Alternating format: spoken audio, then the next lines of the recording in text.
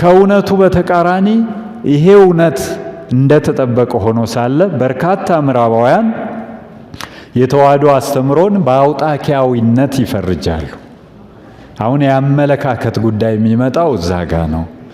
የኛ የቅድስት ቤተ ክርስቲያናችንን ማንነት በተዛባ መንገድ የሚያዩ ሁሉ የሚሳሳቱበት ጭብጥም ከዚህ አንጻር የሚታይ ነው። ታሪክ ጸሐፊዎች፣ የነገረ መለኮት ተንታኞች ወዘተ የኢትዮጵያ ኦርቶዶክስ ተዋህዶ ቤተ ክርስቲያን ሞኖፊሳይት የሚሉት ማለት አንድ ባህሪ በተዋህዶ ቀርቶ አንድ ባህሪ በመጠፋፋት በመዋዋጥ እንዳውጣኪ አድርገው የሚገልጡትን ለቤተ ክርስቲያናችን ማንነት መግለጫ አድርገው ሲሰጡ ይሄን ጊዜ ልዩነት መስራት የሚጠይቅ ስለሆነ ነው ምናነሳው።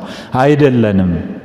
ነገር ግን ነገር እንዳያስደነግጥ ሁኔታው እንዳያጠያይቅ ጸሐፊዎች በብዛት በጣም የቀረቡንም ሊጨምር ይችላል የአንድ ባህሪ በተዋህዶን ነገር የሚስቱና አሁንም በዛኛው በአውጣኪያዊነት የኢትዮጵያ ኦርቶዶክስ ተዋህዶ ቤተክርስቲያንን የሚፈርጁ ናቸው።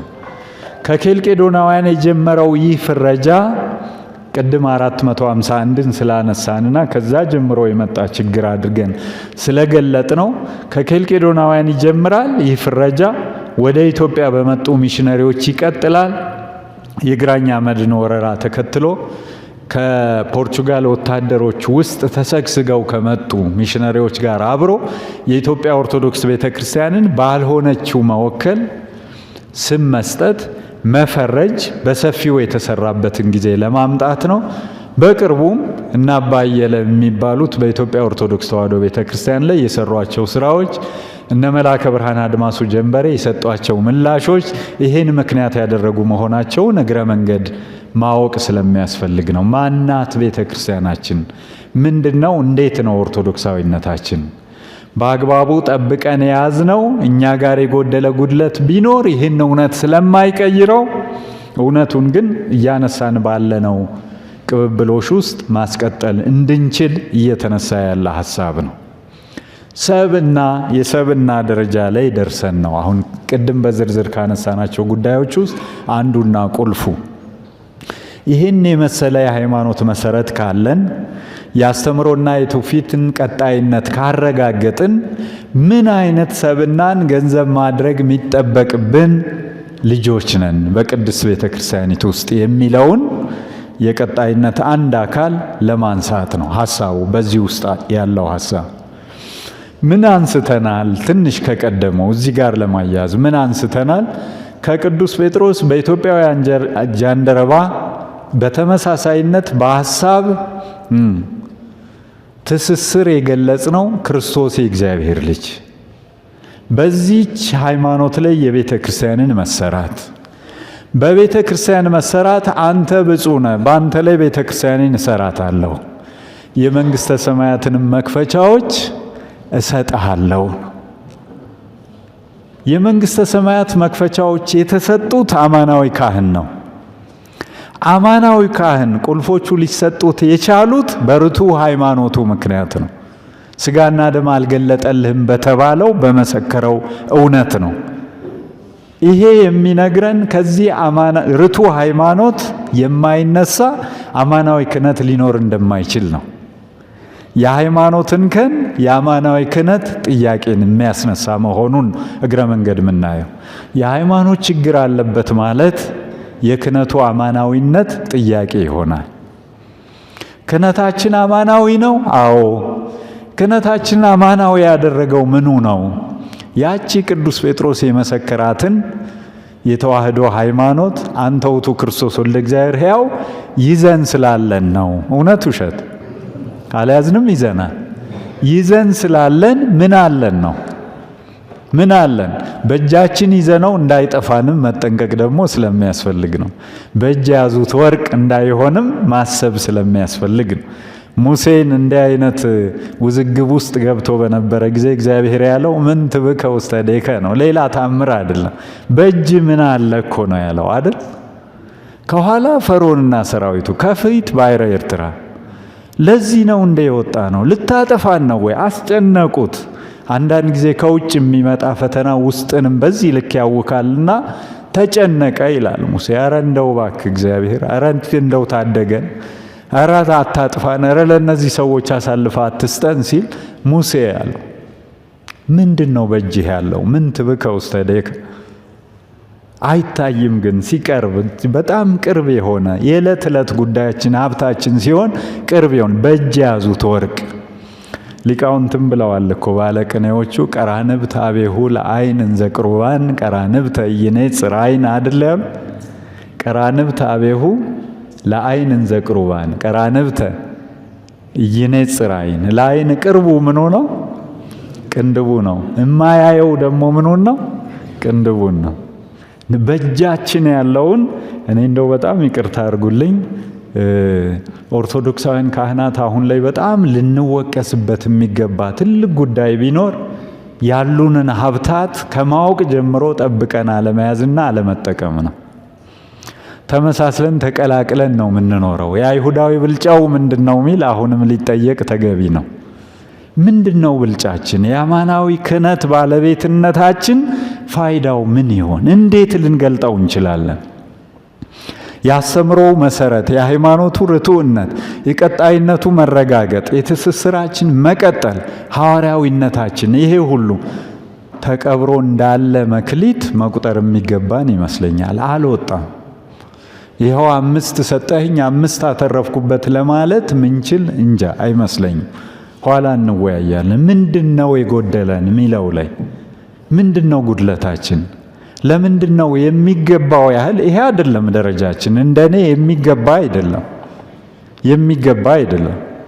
ዓለም ላየን፣ ዓለም እኛን ላየበት የተዛባ እይታ የእኛም እጅ የለበትም ብለን መካድ አንችልም። አለንበት፣ ምክንያቶች ነን። ምን ይሆን ታዲያ ችግራችን? ለምንድን ነው በሚገባው ልክ እንደሚጠበቅብን መኖርና ሰው መስራት ያልቻልነው? እኛ ብቻ አይደለም፣ በአጠቃላይ ምእመናን በምስጢራት የተሰራ አቅሌሲያዊ ማንነት አላቸው። ለምን? ያ አማናዊ ክህነትን ስላነሳው። አማናዊው ስልጣነ ክህነት አማናዊያት ምስጢራት በእጃችን እንዲፈጸሙ በስልጣናችን እንዲከናወኑ እድል ሰጥቶናል። ይሄ ተደርጎልናል። በአማናዊያት ምስጢራት በምስጢረ ጥምቀት የተለወጠ ማንነትን ገንዘብ ያደረጉ ምእመናን አሉን። እነዚህም ተርታቸው ከማንም ጋር አይደለም፣ ብልጫ አላቸው። ቅድም ያልኩት ልቀት አላቸው። በአማናዊ ምስጢር ተለውጠዋላ። የሰብና ደረጃቸው ከፍ ያለ ነው። አቅሌሲያዊ ይባላሉ። መንፈሳዊያት ናቸው እንጂ ፍጥረታውያን አይደሉም። እንደ ቅዱስ ጳውሎስ ፍጥረታዊ ሰው የማያየውን ማየት የሚችል አቅም የተሰጣቸው ነጽሮ ምስጢራት ማለት ነጽሮተ ምስጢራት፣ ነጽሮ ምስጢራት፣ ነጽሮ ህቡዓት የተሰወረውን በመንፈሳዊ አእምሮ ከእግዚአብሔር ጋር ባለ ህብረት በመገለጥ እገዛ በእግዚአብሔር ገላጭነት በሰው ተቀባይነት መገለጥ ከሰው የሚፈልገውን የእምነት አቀባበል ጨምሮ ሰውኛ መረዳት አንድ አድርጎ ሶስቱን አስተሳስሮ የሚገኙበት ሰብእና ማለት ነው። በምግባር ሲፈተሽ ገና ማለት ነው። እንደ አረማውያኑ መጠላላት፣ መተማማት፣ መካካድ እስከ መገዳደል ድረስ የደረሰ ማንነት የለም። መልሶ አለ ሆኖ ወቀሳው የሁላችን ስንጠመቅ የሚመጣ ለውጥ በእስክንድርያ አባቶች ትምህርት ልጅና ወራሽ የሚያደርግ ትልቅ ሀብትና ጸጋ። ልጅና ወራሽ ስንጠመቅ እንለወጣለን። ስንለወጥ ልጆች እንሆናለን። ልጆች ስንሆን ወራሾች እንሆናለን። መጀመሪያ የተሰጠን ተስፋ ተፈጻሚነት የሚያገኘው በዚህ ውስጥ ነው። ስሙን ለመቀደስ ክብሩን ለመውረስ ተፈጥረናልና እንደ ቅዱስ ባስልዮስ ዘቂሳርያ በምስጢራት ተሳትፎ በየጥቂቱ የሚያድግ ሕይወት ነው። በየጥቂቱ ማደግ ከነገረ ድነትም አንጻር በጥቂቱ የምንመለከተው ስለሆነ ይሄ እድገት ከሱታፌ አምላክ የሚያደርስ ነው እንላለን። በ10 ማዕርጋት ደረጃ ብንሰራው በ3ቱ ክፍሎች ወጣኒነት፣ ማዕከላዊነት፣ ፍጹምነት ብንለው ማደግ ነው ግን በውስጡ ያለው ቅጽበት ሳይሆን ሂደት ነው የሚነገረው የሚታመነውም። ይሄ ከመሆኑ አንጻር ኦርቶዶክሳዊ ሰብእና ከሌሎች ፍጥረታዊ የማንነት ደረጃዎች ላቅ ያለና ከፍ ያለ። በኦርቶዶክሳዊ ነገረ ሰብ ከምዕራቡ ሉተራዊ ከዘመነ አብሮት ግለሰባዊነት የሚጻረር ሐሳብ አለ። ኦርቶዶክሳዊ ነገረ ሰብ ውስጥ ሰብእና ስላነሳን የኛው ማንነት ስለሆነ ምንድነው እሱ ቢሆን ጥያቄው ከሌሎቹ ጋር በእጅጉ ይራራቃል ማለት ነው።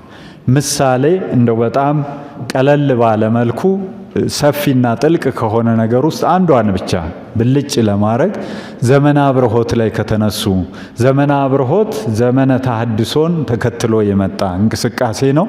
የነ ሉተር የተሐድሶ እንቅስቃሴን ተከትሎ ወዲያው ያጋጠመ ሁኔታ ነው።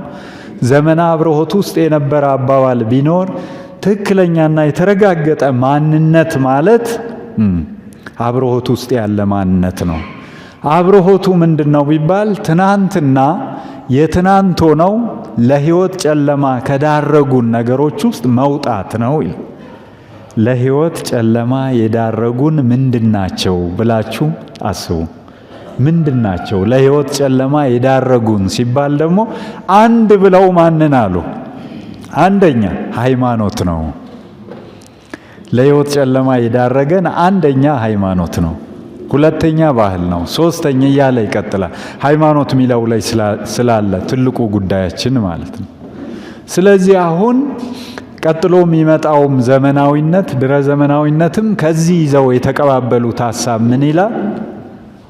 ትክክለኛ ማንነት ከትናንት የወል ከሆነ ነገርና አስተሳሰብ ወጥቶ በራሱ አቅምና ልክ ራሱን የቻለ ግለሰባዊ ማንነት ነው ይላል። ግለሰባዊ ማንነት ግለሰባዊነት የሚልም የእንቅስቃሴ መርህ አብሮ የሚታይና አብሮ የነበረ ጉዳይ ስላለ ይህንን ኦርቶዶክሳዊነት በተቃራኒ ያየዋል። ማለት ብዙነትን ከአንድነት ጋር፣ አንድነትን ከብዙነት ጋር ምሳሌ ዕለት ዕለት ከምንጠቀመው ትልቁም ነገር ካለው ከተለመደ ሐሳብ እንዘ ብዙኃን ንሕነ ጾታ ዘመን ዘዚአሁ ነአምን ሞቶ ወንሴፎ ትንሣኤሁ ለእግዚእ ክርስቶስ ለመትሐት መጸጋሁ መላእለ አሐደ ይረሴነ ምስሌሁ በአጽናፈ ዓለም ይጠባህ አሐዱ ሥጋሁ።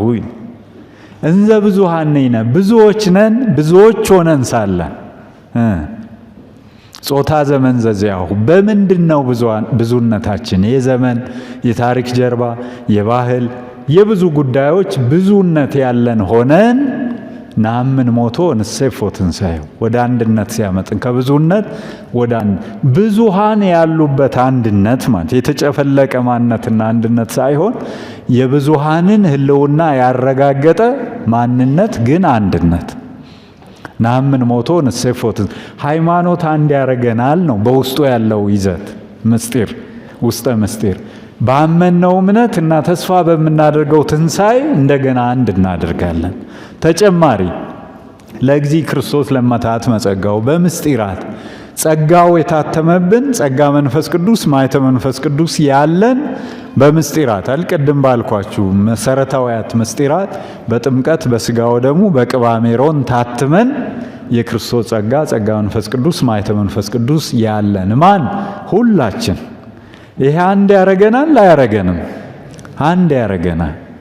አሁንም ልክ እንዳልኩት የሚወጣው ጥያቄና ኃላፊነት በዚህ ልክ መኖር ችለናል ወይ? መለያየት በእናንተ ዘንድ እንዳለ ሰማለሁ አለ ቅዱስ ጳውሎስ። አንዱ የኬፋ ነኝ፣ አንዱ የአጵሎን ነኝ፣ አንዱ የሚል ነገር አለ።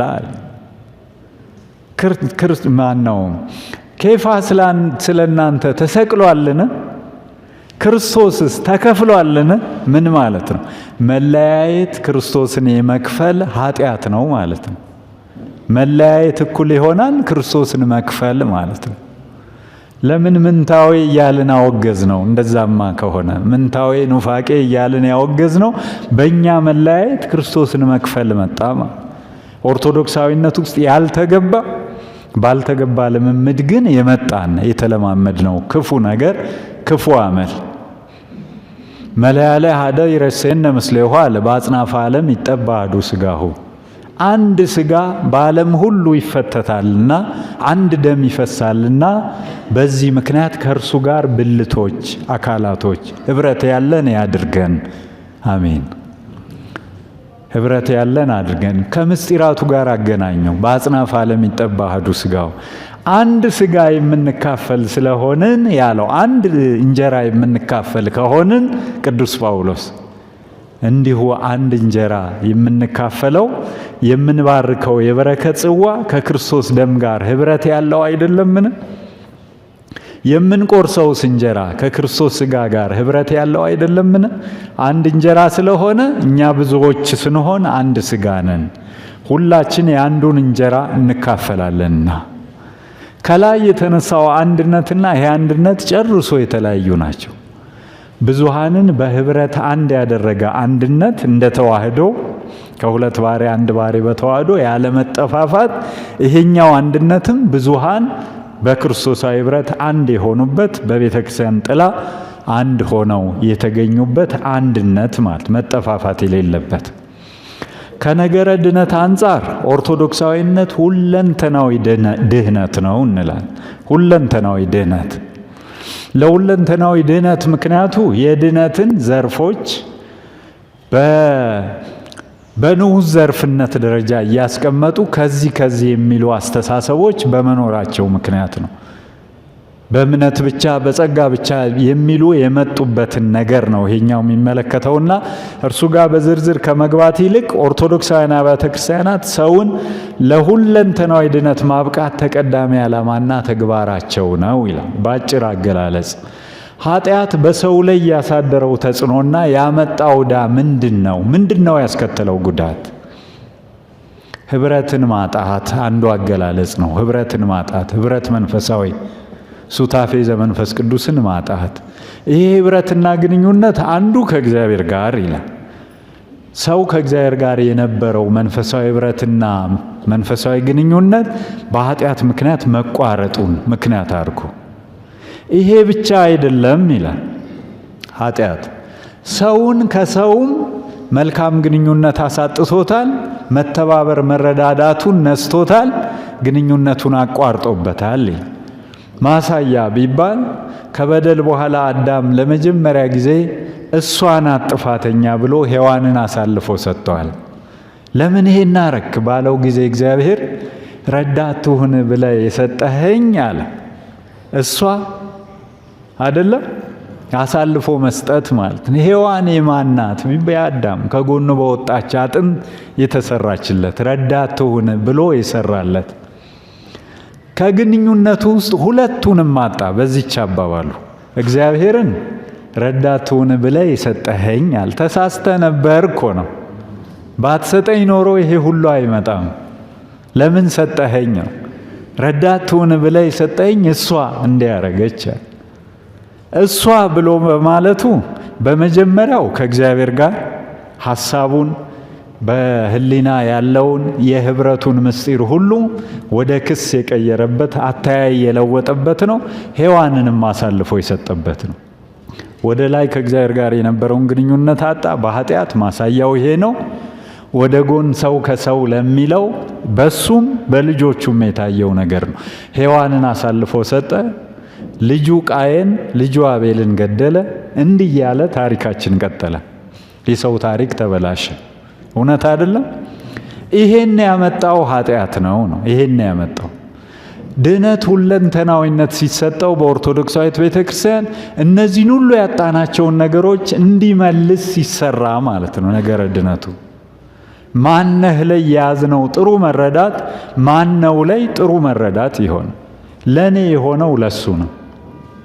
አራያ እግዚአብሔር አንድ፣ ክርስቶስ የለበሰው ክርስቶስ የነሳው የባህሪ ገንዘብ ያደረገው ማንነት ሁለት፣ በመስቀል ላይ ራሱን የሰዋለት ዋጋ የከፈለለት ማንነት በስጋዌው በትንሣኤው በእርገቱ ከፍ ከፍ ያደረገውን ከፍታውን የገለጸለት ማንነት የኔ ብቻ አይደለም የሁሉም ነው። የኔ የሆነውን ለሌላው ሳስብ ያቺ የተበላሸችው ግንኙነት እቺ አግድም የምትባለው በጥሩ ሁኔታ ተመልሳ ጥሩ ትሆናለች ማለት ነው። ሁለንተናዊ ድህነት የሚባል ካንተ የተነሳ ምድር የተረገመች ትሁን ብሎ እግዚአብሔር ምድር ከፍታ ሰው ያሻውን የማያገኝባት ሆና ግንኙነት ተበላሽቶ እርሱም ጨክኖባት ምድር ላይ ማለት ጨክኖባት በምስራቅ ኤደን ገነትን አዘጋጀ፣ ይጠበቃትም ይንከባከባትም ዘንድ አዳምን በዚያ አኖረው አለ መጽሐፍ ቅዱስ ዘፍጥረት 2 አይደል? በዚያ ነው ይጠብቃትም ይንከባከባትም ዘንድ።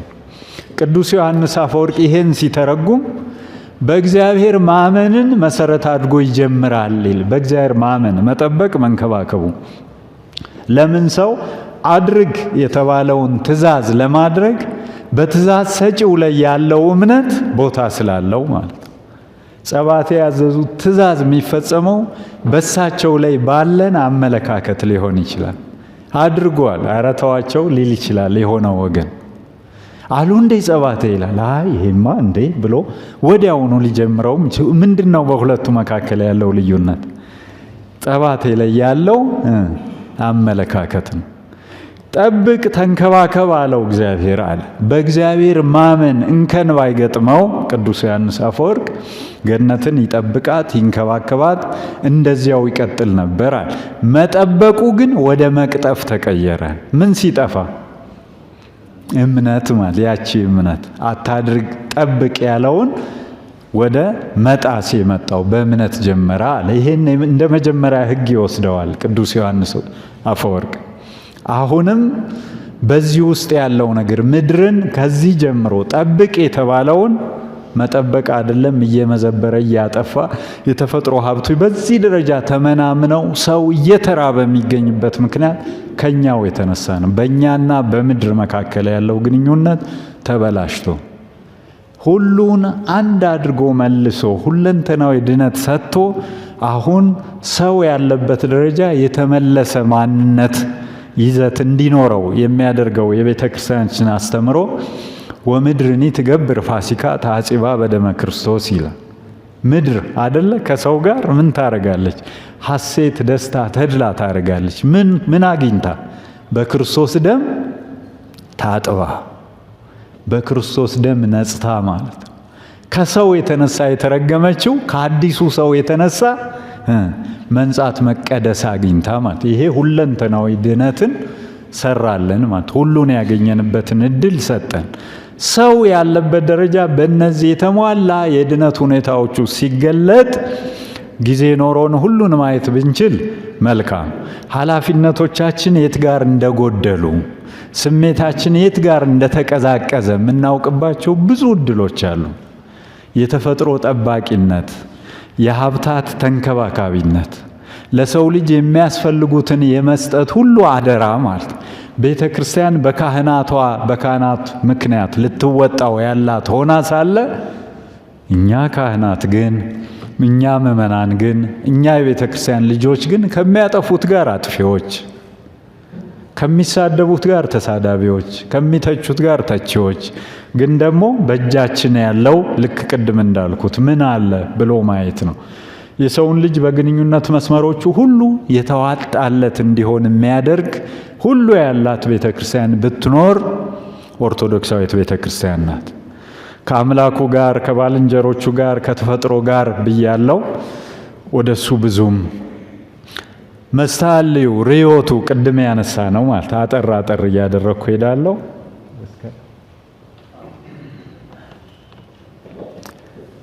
ነገረ መለኮት አሁን አተያይ ላመጣ ስለሆነ ነው። ነገረ መለኮት በኦርቶዶክሳዊ እይታ ነገረ መለኮት ምን ማለት ነው? እንዴት ይሰራል? እንዴት እንኖርበታለን?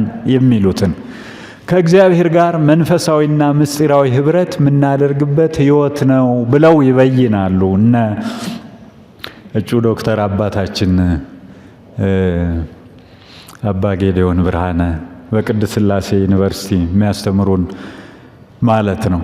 ነገረ መለኮት ከእግዚአብሔር ጋር መንፈሳዊና ምስጢራዊ ህብረት የምናደርግበት ህይወት ነው። እውቀት ነው አይደለም፣ ትምህርትም ብቻ ነው አይደለም፣ ህይወት ነው ብያኔው በኦርቶዶክሳውያን። ነገረ መለኮት ምንድን ነው? ከዚህ ደግሞ ውጪ ሰው ብትጠይቁ ነገረ መለኮት ስለ እግዚአብሔር የምናጠናበት ሳይንስ ነው የሚል ታገኛላችሁ። እውነት አይደል? ሳይንስ ነው የሚል አለ። ከሳይንስም ይሄ ቅሬታ ከፈጠረ ደግሞ መካከለኛው ዘመን ላይ እነ ቶማስ አኩናስ የሰሩት ዘኩዊን የሳይንሶች ሁሉ ንግስት ናት ነገረ መለኮት። ነገረ መለኮት ነገረ ሃይማኖት ሳይንስ ነው ወይ? ሳይንስ ምን ይፈልጋል? ጥናት ምን ይፈልጋል ከተባለ አጥኚና ተጠኚ ይፈልጋል። መጀመሪያ አጥኚና ተጠኚ። ነገረ መለኮት ስለ እግዚአብሔር የምናጠናበትም ከሆነ በአጥኚና ተጠኚ ግንኙነት ውስጥ አጥኚ ማን ነው? ተጠኚ ማን ነው? እኛ አጥኚ፣ እግዚአብሔር ተጠኚ ማለት ነው። ከዚህ ለመለየት ነው ርዮት ያለ የኦርቶዶክሳዊ ርዮት መለየቱን የነገረ መለኮት አሰራር መንገድ ርቀቱንም ማለት ነው። ለዚህ ነው ቅዱስ ባስልዮስ እስመ አዲ ተሀብሎ ውእቱ ለመሃተትነ በዮ አለ። ታላቅነቱን፣ ጌትነቱን፣ አምላክነቱን ከመረመርን ይሄማ ድፍረት ነው፣ ድፍረት ነው። እስመ ህሊና ይደክም ወይ ሐጽር አለ። አለን ምንለው ህሊና እንኳን ለባውያን የተባልንበት ለባዊነት እንኳን ምን ይላል? ይደክመዋል፣ ይወሰናል፣ ያጥረዋል፣ አቅም ያንሰዋል አለ። ለዚህ ነው በቅዳሴው ላምጣላቸው። አሁን ቅዳሴ ማርያም ላይ አባ ሕርያቆስ እንዘ ንእስት መራት አንቲ ላይ እመቤታችን ታናሽ ገረድ ሆነች ሳለ አይቴኑ ተደለው ዋይቴኑ ተንጦላ በውስተ ከርስኪ እምገቦኪ በየማንኑ ወምገቦኪ በየማንኑ። በጣም ጥሩ። በዚህ ልክ የታወቀው ነገር ግን በውስጡ ያለውን ቤት ተዘረጋ። በጎንሽ በግራ ነውን? በማጸንሽ በሆድሽ በቀኝ ነውን? የጌትነቱ መጋረጃዎች የጌትነቱ ዝፋን እንደምን አላቃጠለሽም? እፎኑ እያዋየኪ መለኮት እሳት እንዴት አላቃጠለሽም? አለ። ወሶበ ሄሊ ዘንተ እያሳጠር ነው። ወሶበ ሄሊ ዘንተ ይፈቅድ ህሊናይ ጻን መትከፈ ነፋሳት ህሊናይ። ይህንንም ባሰብኩ ጊዜ ህሊናይ በነፋሳት ትከሻ ተጭኖ ሰሜንና ደቡብን ምስራቅና ምዕራቡን ዳርቻውን ሁሉ ሊያይ ሊፈት ሊመረምር ይወዳል። የማወቅ ፍላጎት ሰው ነውና ማለት የማወቅ ፍላጎት ተፈጥሯዊ ነው። የማወቅ ፍላጎት በአጠቃላይ ምን የሚለው ላይ ሲመጣ ግን እንደ ኦርቶዶክሳዊ መለየት ደግሞ ግዴታ ሆኖ ይመጣል። ምንድነው ማወቅ ምንችለው? ምንድነው ማንችለው? ምሳሌ በቅዱሱ በቅዳሴው ባየነው ውስጥ የምንለያቸው ነገሮች አንደኛ የአእምር ህላዌው ለፍጡራን ይላል። የፍጡራንን አኗኗር ያውቅ ይመረምር ይረዳ ዘንድ የፍጡራንን አኗኗር በንጽጽር ይሄ ደህና ነው። የፍጡራንን አኗኗር ማለት ሰው ስለማንነቱ ብዙ ማያውቃቸው ነገሮች አሉ። ሰው ስለዚህ ግዑዙ ዓለመ ተፈጥሮ ብዙ ምስጢራት የተሰወሩበት አሉ። ግን እንደው በቻለው አቅም በንጽጽር ስናየው ከሚመጣው ይሄኛው ይሻላል። ወይ መጥነ መቃቴው ሙላብርት ያምር ህላዌሁ ለሰማይ እያለ ይሄዳል። የመጨረሻውና ከባዱ ግን ወይ ቅላ መንጦላይ ተመስዋራቲው ለሕያው ይላል። የልጅሽን የጌትነቱን መጋረጃ ከፍቶ ሊያይ ይወዳል። ይቻላል? አይቻልም። አለመቻሉን በምን ገለጸው? ይስእን ወይ ገብ ሀበዘ ትካት ህላዌሁ አቅቶት ወደ ቀደመ አኗኗሩ ይመለሳል። የቀደመ የውሱንነት ደረጃውና አኗኗሩ ማለት ያሰበው ሌላ ነው፣ የደረሰበት ሌላ ነው። መለኮትን መመርመር ስለማይቻል ወደማይችልበት የቀደመ አኗኗሩ ይመለሳል። የርዮቱን ልዩነት በዚሁ አጋጣሚ እንጥቀሰው ካልን ግን ይሄ አሁን አይቻልም ያልነው ምርመራ በሌሎቹስ የሚል ደግሞ አጭር ማሳያ እናምጣ። ይሄ አውናሜዎስ የቀጰዶቅያ አባቶች ምላሽ የሚሰጡት አባታችን አንቲዩናሚያን ራይቲንግስ ጸረ አውናሜዎሳዊ ጽሑፎች ተብለው በቀጰዶቅያ አባቶች ቅዱስ ባስልዮስ፣ ቅዱስ ጎርጎርዮስ ዘኑሲስ እና ዘንዚናዙ በጻፏቸው ጽሑፎች ውስጥ ምናነባቸው እውነታዎች አሉ። ምን አለ ይላል አውናሜዎስ። በሃይማኖተ አበውም ይነሳል ስሙ ዘቅዱስ ባስልዮስ ዘቅዱስ ጎርጎርዮስ ሁለቱም አሁን የነገርኳቸው። አንችልም ያልነውን ሁሉ ጉዳዩ ሲያጥር ባላቸው ልክ ከሚነገሩ ይልቅ በሐሳቡ ቢገለጥ አውናሜዎስ እግዚአብሔርን ራሱን የሚያውቀውን ያህል በባህሪ ደረጃ መመርመር ማወቅ እንችላለን ያለ ሰው ነው። ኦርቶዶክሳዊ ርዕዮት ልዩነት ልንሰራ አይደለ? የት ጋ ነው የልዩነቱ መስመር ልናሰምር አይደለ? ከኦርቶዶክሳዊ የተለየው አተያይ ከየት እንደሚጀምር ጭምር ምናይበት ማለት ነው። ልናውቅ እንችላለን አለ ማን? መለኮታዊ ባህሪን መርምረን። ምን ይከለክላል? ቀጠለ በዚህ ቅድም ያልኳችሁ የምዕራባውያኑም ተጠሪ ሰው ይሄን የማድረግ አቅም አለው አለ። ይሄን የመስራት የመመርመር መለኮትን የማወቅ አቅም አለው ቶማስ አኩናስ። ይቻላል። ሪካርዶ ቫስኩዌስ ወደ ላቲን እና ወደ 17ኛው ክፍለ ዘመን ስንሄድ አውናሜዎስ ያለው ነገር ምን ችግር አለው አለ። ምን ችግር አለው? ተስማሙ ማለት ነው። አሁን መስመር ሰራን። ምዕራባውያኑ ጋር ያለው የነገረ መለኮት አተያይና የኛ ልዩነት ይመረመራል አይመረመርም። ነገረ መለኮት ምንድን ነው? በአጠቃላይ መለኮታዊያት ምስጢራትን በሰው አቅም መርምሮ የመረዳት የመድረስ አቅም አለው ሰው? አዎ በምዕራቡ የለም። በምስራቁ በኦርቶዶክሳውያኑ ዘንድ በኢትዮጵያ ኦርቶዶክስ ተዋሕዶ ቤተ ክርስቲያን አሁን እንዳየናቸው የጥቆማ መሰረቶች አይቻልም። በምንድን ነው ታዲያ የማይቻለው? መቀራረብ የሚፈጠርበት እድል የሚሰጠን ጨርሶ ካለማወቅ ተዳፍኖ ከመቅረት የሚታደገን ምንድን ነው ካልን ደግሞ ኢንስ ስብያቲሁ ብሎ ብቻ ሳይቆም ወይን ጠናቅ ማምክቲው ዘይክል ልሳነ ነቢያት ወሐዋርያት አለ። እሱን አንችልም እንኳን እኛ ነቢያት ወሐዋርያት አለ። ናጥሪን ከትትና ዘምስለ ንጽህና እስመ ባንጾ መንፈስ ርዕዩ ወነቢያት ለእግዚአብሔር። ነቢያት መንፈሳቸውን ንጹሕ በማድረግ እግዚአብሔርን አይተውታልና ትትናን ከንጽህና ጋር ገንዘብ እናድርጋል። ትትናን ከንጽህና ጋር እስመ ባንጾ መንፈስ እንዳለው በአንጾ መንፈስ ለማወቅ ለማየት እንችላለን ነው። ለማየት እንችላለን። የቀጰዶቅያ አባቶች እቺ ማየት ማለት በተፈቀደልን አቅም እግዚአብሔርን ማወቅ ማለት ነው ይላል። ማየትም እግዚአብሔር የተገለጠላቸው እግዚአብሔርን ያዩት እነሱ በሚችሉበት አቅም እንጂ እግዚአብሔር በሆነው ልክ አይደለም። ባህሪውን ማንነቱን በዘፈቀደ ለሰዎች ገልጦ ለጥፋት የሚዳርግ አምላክ አይደለም አለ ቅዱስ ባስልዮስ። እናት ልጅ ወልዳ አራስ ቤት በቤቱ የሚበራውን ብርሃን ለሕፃኑ ልጅ እንደምትከልልለት አለ። ወጽልመትን ይመስዋሮ ወረሰ የጽልመተ መስዋሮ። ራሱን በምን ይጋርዳል? በምን ይሸፍናል? በጨለማ። እንደ ትልቅ የሕይወት ብርሃንነቱ ብርሃኑን ሁሉ ወደኛ አይልከውም። እኛ በምንችለው ልክ ራሱን ይገልጥልናል።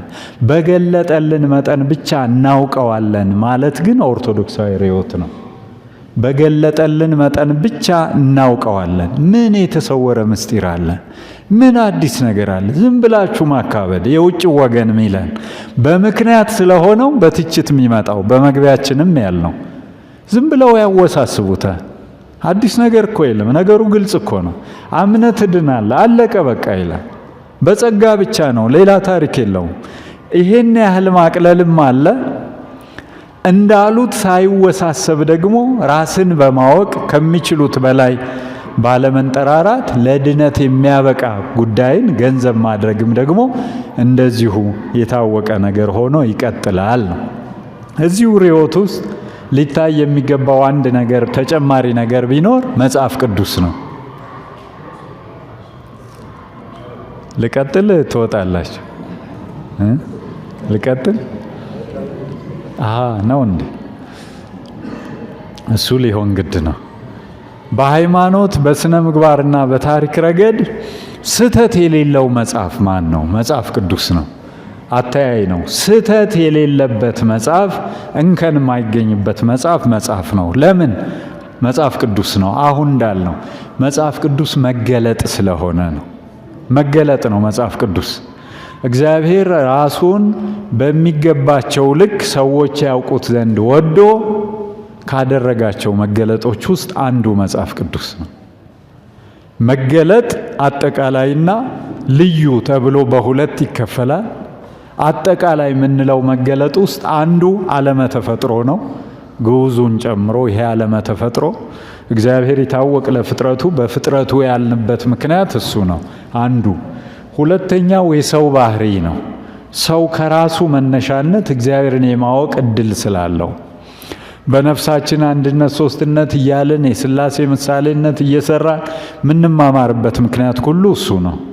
በጸጋ በባህሪ እያልን ልዩነት ምንሰራው ከኛ ጸጋ ተነስተን የባህሪውን ነገር በጥቂቱ ለማወቅ የምናደርገው ጥረት አካል ነው። እነዚህን ይጨምርና አጠቃላይ መገለጥ ውስጥ ታሪክ ሶስተኛ ያደርጋል። ታሪክ በታሪክ የተደረጉ ነገሮች ያጋጠሙ ክስተቶች ሁሉ ነገረ እግዚአብሔርን የምንማርባቸው ምክንያቶች ናቸው፣ ምንጭ ናቸው ብሎ ማሰብ ማለት ነው። ይሄን ያደረገው እግዚአብሔር ነው፣ ትላንት ስለሆነው የእግዚአብሔር ነገር ነው ብሎ ማሰብ ነው። ልዩ መገለጥ ላይ ሲደርስ አሁን ምላችሁን ነው የሚያመጣው መጽሐፍ ቅዱስ። በመጽሐፍ ቅዱስ ነቢያት፣ ሐዋርያት በመጨረሻም በልጁ ይላል። ልዩ መገለጥ ልዩ መገለጥ ከድነት ጋር ቀጥተኛ ግንኙነት ያለው ነው። ቀጥተኛ አጠቃላይ መገለጥ ግን ወደ ልዩ እስካልመጣ ድረስ ብቻውን ከድነት ጋር ሊያገናኝ ስለማይችል ቀጥተኛ ያልሆነ ለድነት የማያበቃ ይባላል። የት ድረስ ነው ሊያደርስ የሚችለው? ልክ አንድ ፈላስፋ ሊል የሚችለው አንድ ኃይል አለ ነው። ያ ኃይል ማን ነው? ልዩ መገለጥ ግን እርሱ በሥጋ የተገለጠ አምላክ ኢየሱስ ክርስቶስ የሁላችን መድኃኒት ሲል አሁን ከድነት ጋር ቀጥተኛ ግንኙነት ሰራ ነው። መጽሐፍ ቅዱስ ላይ ያለ አመለካከት ብዙ አይነት ነው። ከዚህ አንጻር ልክ ሰው እንደፈጠረው አንድ ታሪካዊ መዝገብ ይሄንን ቀንስ ይሄንን ጨምር የሚል አዝማሚያ ብዙ ሰዎች አላቸው። የርዕዮታችን ልዩነት ነው።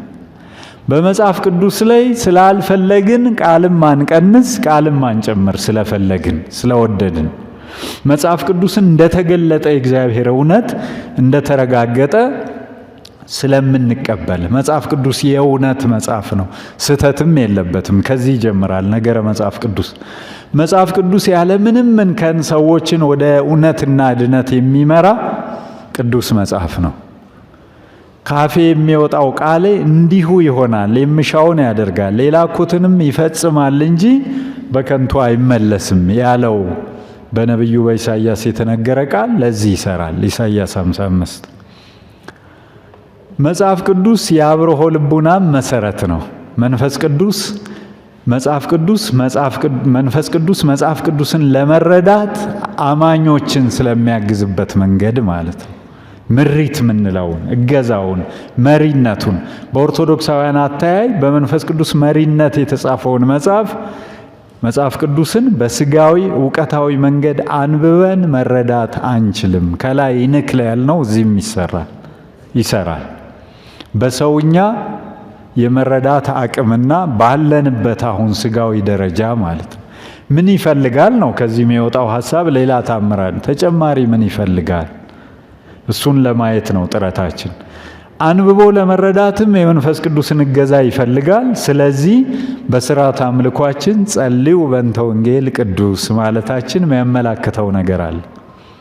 ለምን ረሴነ ድለዋነ ለሰሚያ ወንጌል ቅዱስ አይሰማም እንደ ይሄ የተዘጋጀን አድርገን ለመስማት ለማለት ምንድን ነው ምክንያቱ? አይሰማም ነው። ይሄ አይደለም የሚሰማው ነው የምንሰማበትን አይነ ልቡናችን አብራለን እንዳልን የአብርሆ ልቡናው አንተን ብቻ ዘወትር ያዩ ዘንድ ዋዛንነሂ ቃለ ዘባቲትከ ይስማ ነው። አሁንም ወንጌልን ለመስማት ይሄ ስጋዊ ጆሮ ብቻ ሳይሆን ውስጣዊ እዝነ ልቡና የተባለው የማንነታችን አካል እንዲሰማ መደረግ ያለበት መከፈት ያለበት ነገር ስላለ ለዚህ በቃን አድርገን ነው ጸሎቱ።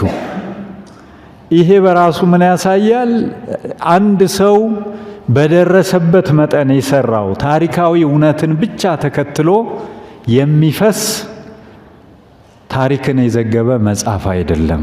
ምስጢራዊ እውነትም ያለው ስለሆነ ነው። ቅዱስ ኤፍሬም ይሄን ያስረዳናል። ቅዱስ ኤፍሬም ቅዱሳት መጻሕፍትን በተመለከተ ባስተማረው ትምህርት ውስጥ መጽሐፍ ቅዱስ ታሪካዊ እውነት ብቻ የያዘ ቢሆን ኖሮ ያነበበው ሁሉ በተረዳው ነበር ይላል። ታሪካዊ እውነት ብቻ የያዘ ቢሆን ኖሮ ታሪካዊ እውነት ማለት ምን ማለት ነው? በዘመን ቅደም ተከተል ይሁን በድርጊቶች ምክንያትና ለምን እንዴት የሚሉ ጥያቄዎች ትንተና ልንደርስበት የምንችል ጉዳይ አለ። ከዛ ባሻገር ደግሞ ያ ታሪካዊ እውነት የያዘው ምስጢራዊ መንፈሳዊ መልእክት አለ ነው የቅዱስ ኤፍሬም አስተምሮ። ምስጢራዊ መንፈሳዊ ይዘት ካለው በውስጡ ያንን ለማየት የሚችል መንፈሳዊ ዓይን ያስፈልጋል። ብሬት ዓይን ያላት እሱ ማለት ነው። መንፈሳዊ ዓይን ያስፈልጋል። መንፈሳዊ ምልከታ ያስፈልጋል። ስለዚህ መጽሐፍ ቅዱስን ለማንበብ የሚቀድመው ጸሎት ነው። እሱን ተከትላ ቤተ ክርስቲያን ጸልዩ በእንተ ወንጌል ቅዱስ አለ።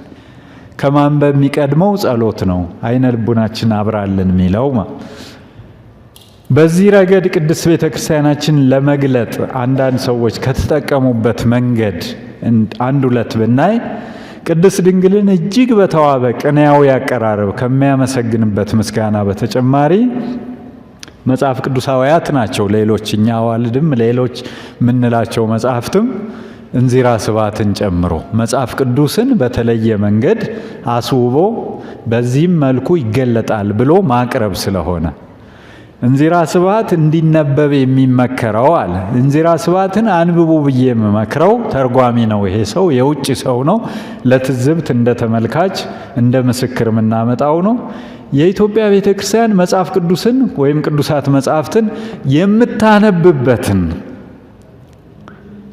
ቅዱሳት መጽሐፍትን የምናነብበት መንገድ እንኳን መለየቱን ማለት ነው የሚጠቁመው። ቅድስት ቤተ ክርስቲያን ቅዱሳት መጽሐፍትን የምታነብበትን ምስጢራዊ ምሳሌና ፍጻሜ ትምህርትና ትርጉም ያለው መንገድ ለመገንዘብ የሚረዳ መስኮት ሆኖ የሚያገለግል በመሆኑ ጭምር ነው ይላል።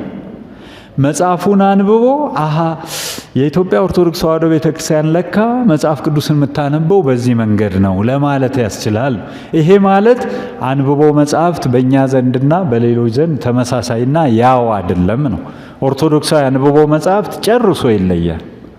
የልዩነቱ ምስጢር ቀደም ሲል ያነሳ ነው። በጸሎት መንፈስ መቅረብ፣ ምስጢራዊ መንፈሳዊ እውነት እንደያዘ በተጨማሪነት መረዳት፣ ለዚህ ራስን አስተካክሎ መቅረብና ይህ ደግሞ አለ ቤተ ክርስቲያኒቱ የምታደርገው ይህ ነገር ደግሞ ጥንታውያኑ ክርስቲያኖች ያደርጉት የነበረው ነው። አዲስና እንግዳ ነገር አይደለም። ይህን ልምድ የሚሹ አንባቢዎችም ምንም እንኳ ሰፊና ጥልቅ ቢሆንም የያዘው የምስጢራዊ ሀብት ብዛት ወደ መጽሐፍ ቅዱስ መግቢያ በር ይሆናቸዋል። ስለ መጽሐፍ ቅዱስ የተጻፉት ወደ መጽሐፍ ቅዱስ መግቢያ በር የሚሆኑ ናቸው። ያተያዩን ልዩነት ልብ በሉት። ስለ መጽሐፍ ቅዱስ ከመጽሐፍ ቅዱስ ውጭ የወጡት በሌሎች አተያይ ከመጽሐፍ ቅዱስ ሊያርቁን ነው አይደል? ምን ያደርጋል? መጽሐፍ ቅዱስ በቂ እኮ ነው። ገድል እኮ መጽሐፍ ቅዱስ ውስጥ ያለውን ተፈላጊ ሕይወት በተግባራዊ ደረጃ ይቻላል ብሎ የሚያሳይ መጽሐፍ እኮ ነው። ገድል እኮ ሌላ ታምር አይደለም። የሁላችሁ በዚህኛው የመጽሐፍ ቅዱስ ክፍል የተነገረው ልንደርስበት ያለ የብቃት ደረጃ የሚቻል መሆኑን የምናየው እኮ በአቡነ አረጋዊ ነው እያለን እኮ ነው። ገድለ አቡነ አረጋዊ፣ ገድለ አቡነ ተክለ ሃይማኖት እኮ ይዩት። በእኔ የሚያምን እኔ የማደርገውን ያደርጋል ከዚህም የሚበልጥ ደግሞ ያደርጋል ያለውን እዩት ሲያደርጉ እኮ ነው የሚለው። ሌላ ታምር የለው። ግን ያልተረዳ አንደኛ ያልተረዳ፣ ሁለተኛ አውቆ የተኛ ቢጠሩት አይሰማም ይባል የለ። ምንም እውነት ቢነግሩት የማይሰማ አውቆ ያለ ደግሞ አለ። አውቆ ለዚህ የተሰለፈ ስላለ ነገሩን አስቸጋሪ አርጎት እንጂ ስለ መጽሐፍ ቅዱስ የተጻፉት ገድላቱ፣ ድርሳናቱ፣ መልካ መልክ፣ አርኬው ሁሉ ያሉን የአገልግሎት መጽሐፍትም ወደ መጽሐፍ ቅዱስ የሚመሩ ምኖች ናቸው፣ በሮች ናቸው። ስለ መጽሐፍ ቅዱስ ያለን አተያይ ይሄንንም ስለሚጨምር ይቀጥላል። የሚከተሉት የትርጉም መንገድ የሐዋርያትን፣ የ318ቱ ሊቃውንትን፣ የቅዱስ አትናቴዎስን፣ የቅዱስ ዮሐንስ አፈወርቅን፣ የቅዱስ ቄርሎስን፣ የሌሎችንም አባቶች መንገድ ነው። አልጨመርኩም። የውጭ ምስክርነት ነው። የእንዚራ ስብሐት ተርጓሚ አባባል ነው። ስለ ኢትዮጵያ ኦርቶዶክስ ተዋሕዶ ቤተ ክርስቲያን የእንዲህ አይነት ጉዳዮች መነገር ጥሩነቱና ፋይዳው እኛም ውስጥ ያለውን ችግር ከግምት በማስገባት ነው። ከውጭ በሚሰሙ አንዳንድ አሉታዊ ነገሮች እኮ ውስጡ የተሸረሸረ እዚህም አለ። ግን እኮ እንደው አንዳንዴ ሳስበው እውነታቸውን እኮ ነው ሚል ያጋጥመናል እኮ። ውጭ ሆና በትልቅ ብዙ ሰው በሚከታተለው ሚዲያ የተናገረች አንድ ፕሮቴስታንት ሴትን ተከትሎ ቤተ ክርስቲያን ከመጽሐፍ ቅዱስ ውጭ ያሏትን መጽሐፍት አንዴ ጠራርጋ ብታስወጣ መጀመሪያ የምመጣው እኔ ነኝ አለች። ታዲያ እሷ የምትመጣ ከሆነ ቤተ ክርስቲያን እውነትም እነዚህን ነገሮች ብጠራርጋቸውስ ተባለ እኮ ያን ሰሞን። እንደው ቢወጡስ አንድ ሰው ለማምጣት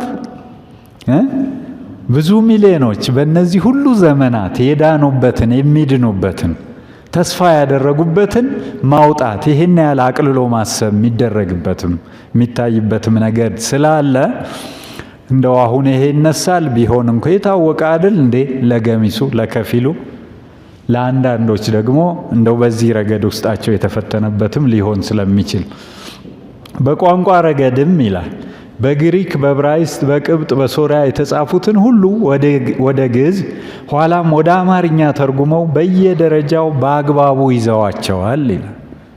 እንደው ለእንግዳ ይደነግጥበት ይሆናል እንጂ አዲስ ታሪክ መጣ ቢባል ለኢትዮጵያውያን ያለና የነበረ ነው። በጊዜው የነበሩትን ጥንታውያት መጻሕፍት ቅዱሳን አበው የጻፏቸው የተረጎሟቸው ከተለያዩ ቋንቋዎች ወደ ግዕዝ መልሰው ተጠቅመውባቸው አሁንም ድረስ እየተጠቀምንባቸው ያሉ መጻሕፍት ናቸውና እነዚህን ይዛ ያለች ናት ቤተ ክርስቲያናችን ማለት ማሳያ ነው። አሁን አንድ ማሳያ መጽሐፍ ቅዱስ ማለት ለኢትዮጵያ ኦርቶዶክስ ተዋሕዶ ቤተ ክርስቲያን ርዮት ስለሆነ ጡመ ልሳን ካሳ ያሬድና ዜማው የሚለው መጽሐፋቸው ምን ይነግረናል?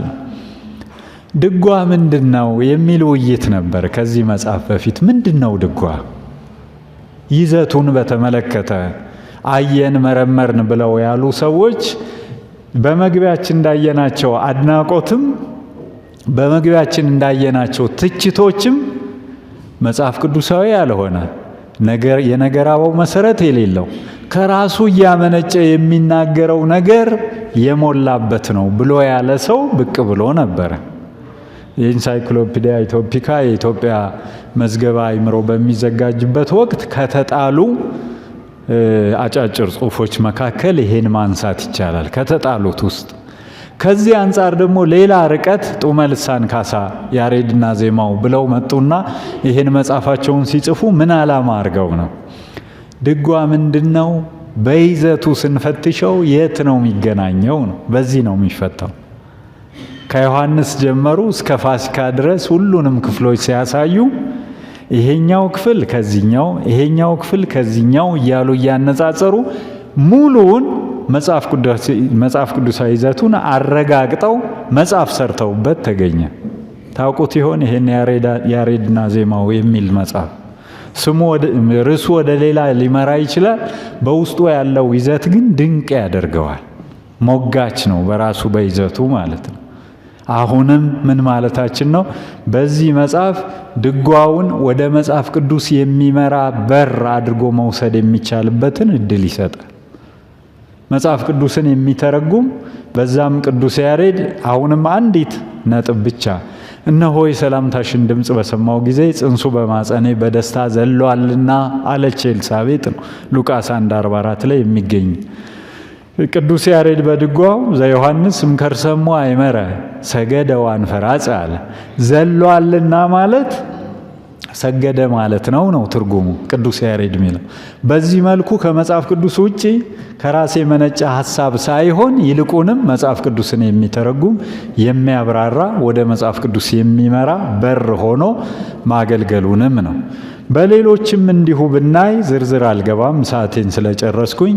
በታሪክ ረገድ የሚነሱ ትርጉም የሚፈልጉ በድጓ ውስጥ የሚገኙ በመጽሐፍ ቅዱስ ያልተብራሩ በድጓው መነሻነት የተሻለ መረዳት የሚፈጥሩ ጉዳዮች ሁሉ እጅግ በጣም ብዙ አሉ ነው። እዚህ ቅድስት ቤተ ክርስቲያን ስለ መጽሐፍ ቅዱስ ባላት አተያይ መጽሐፉ የማይታረም እንደ መሰረታዊ እውነት የምንወስደው ትክክለኛ የሆነ መጽሐፍ በታሪክ ፊት ይሄን ለማስረዳት ይሄ የሚሉ ነገሮች ያሉበት ነው። ቀጣዮቹም የኦርቶዶክሳዊ ነገረ ድነት ምንጮችና የመዳረሻ ሐሳቦች ናቸው። ምን ድረስ ነው የኦርቶዶክሳዊ ነገረ ድነት መቋጫው መድረሻው? ሌሎች ሊያሳዩን ማይችሉትን ማሳየት የሚችልበት አቅም ያለው ከመሆኑ የተነሳ ነው። እነዚህን ጊዜ ካለን በውይይትም ልናዳብራቸው ስለምንችል ስለነበረን ጊዜ እግዚአብሔር የተመሰገነ ይሁን። ይቆየን።